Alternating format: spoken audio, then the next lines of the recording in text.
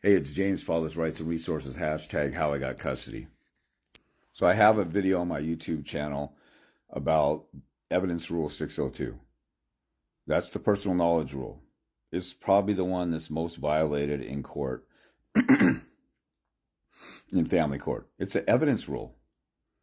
You're not allowed to bring in evidence that's not allowed in court, like hearsay. Hearsay is inadmissible except for the exceptions to the hearsay rule. If a cop searches and seizes your home without a warrant and they try and use that evidence against you, it can be suppressed or thrown out of court, and they can't bring it into court. So once they rule that they can't bring it into court, they can't sneak it into court and talk about it at all at your trial or at a court hearing. Same thing in family court. The rules of evidence say this is evidence or information that cannot be brought in court because it's unfair, unreliable, or whatever. People need to understand this. And I have an evidence rule video in my store that says, it's an hour and 20 minutes long for $55. And if you talk to an attorney for an hour and 20 minutes, they'll round it up to an hour and a half, $600, maybe $400 if you're lucky. That's a $55 video, and it's a video you can watch over and over again. If you did follow-up calls with an attorney, I didn't understand your explanation on the rules of evidence of this one or that one. And then you're 2 or 3 hours in, so you're talking like $1,000, and I'm giving you information. But see, your attorney won't even talk to you about the rules of evidence because they don't want you to know what they're doing wrong, probably, or they don't even know the rules of evidence, so they don't make objections. I just talked to a guy earlier today. He said his attorney didn't make any objections. His attorney didn't even argue all of his evidence that he submitted. His attorney only argued all of his finances so that the court could screw him on child support. And then the guy I was talking to, that I'm talking about now, he proceeded to ask me question after question. Oh, this is my last question. Then he asked me 3 more questions. Then I looked up and I'm like, dude, we're 20 minutes over the time you paid for. I can't keep doing this. People try and take my time all day, and I can't do this. But here's what you should do. And then he hung up on me. Then he texted me, I won't be calling you again because we debated your rates for 5 minutes, and I'm not trying to steal time. Well, he stole 20 minutes of my time, and he's saying he debated. My rates are clear. He had another 30-minute consult with me before that because he had an urgent quickie message in the middle of or quickie questions in the middle of the night. So he's trying to get as minimal as possible. Then he stole 20 minutes of my time. Then he told me we were debating your rates for 5 minutes. He could have paid before we even got started. We weren't debating anything.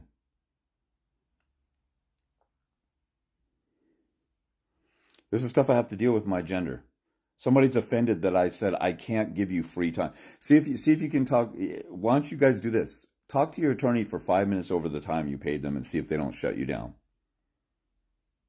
The guy stole time from me, and he said, I didn't mean to get off on that, but he was getting screwed because his attorney was, like I said, his attorney didn't object to it. He said his attorney didn't object to anything the mother said. And he didn't even bring up his own evidence. So these attorneys don't want you to know the rules of evidence.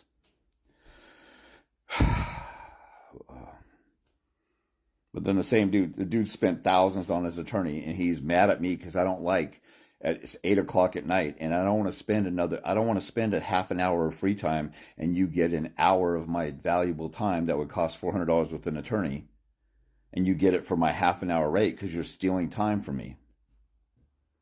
I don't know what else you call it when you pay for 30 minutes and you talk for 20 minutes over. And I say, look, man, we got to wrap it up. You said this is my last question 4 questions ago. And he's offended that I said that? See, this is what's wrong with my gender. And so that guy said, I'll never talk to you again. And I said, okay. And to make sure that he never talks to me again, I blocked him. And when he finds out there's nobody else to help him, and he was totally lost, and he asked me questions that would take 2 to 3 hours to answer, that's another problem. Like in general, my gender will say, you have 30-minute blocks. Let me just do that. Okay, how do I get ready for trial? How do I prepare for my entire divorce? How do I argue all the different things throughout all my entire divorce case? Anyway, some people are serious, some people aren't. So people mad that my rate that's a discount and I give you more information than an attorney gives you.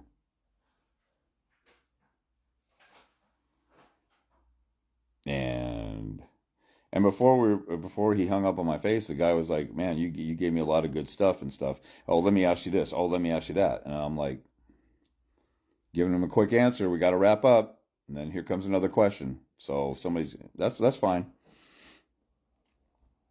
Most people like that, they come back later and they say, "Man, you know what? You were right, whatever." But people like that, I just block now.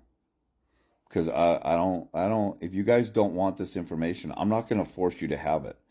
I'll go on my little rants, and the guys who want to grow some balls and want to fight for their kid and want to use some damn common sense and want to listen to what I have to say. That's another problem. People just don't like to listen.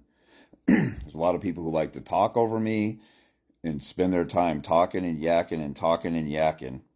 If you ever do that in court, you will seriously piss off a judge and you will lose your case because you can't control your mouth. If you're a hothead, you talk over people.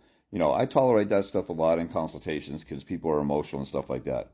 But if you're talking to somebody who has answers you need, let's say you're broke and somebody has 5 different points on how you can get out from being broke.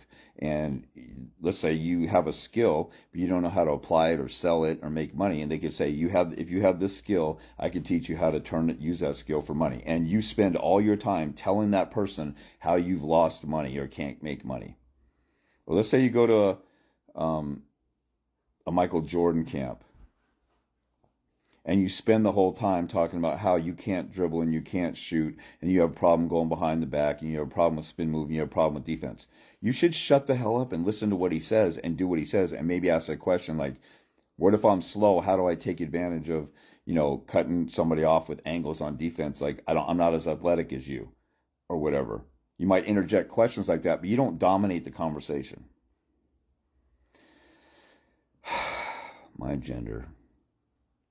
You guys sabotage your own case because you don't want to hear. Maybe the guy stole enough free information from me, and that was good enough, and that's all he wanted.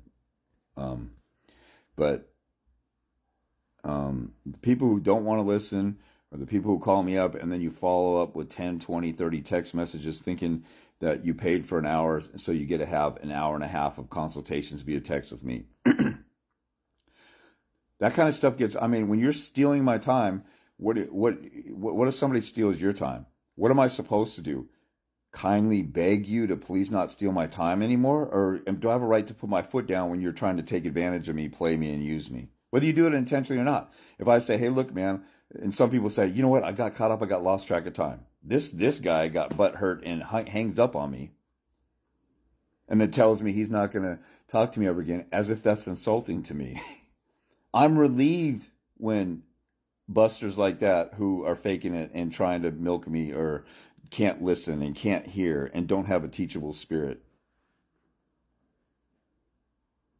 and lie to me and say, I have one last question. Oh, one more question. Oh, one more question. Oh, one more question. And they're totally oblivious. I paid for half an hour, but I'm gonna milk you for an hour. And then it's my fault because he was debating my rates for 5 minutes. You should have known my rates. They're listed. You had a consult before. You should pay me up front. And it's over with in 5 seconds. Anyway, let's get back to the main point about ER 602.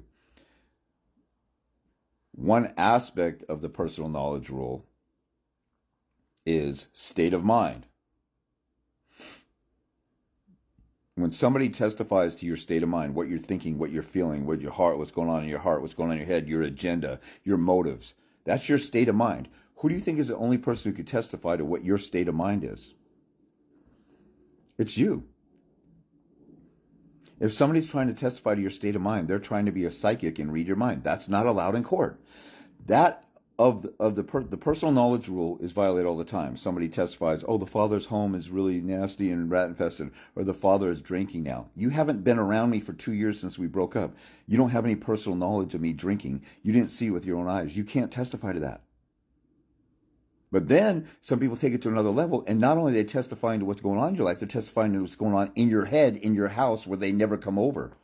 They can't read your mind. They can't play Miss Cleo 1-900 psychic and read your mind and testify. That's called state of mind. That should be objected to and shut down and kept out of court, just like a heavyweight is kept out of a lightweight match. They're not allowed in the ring.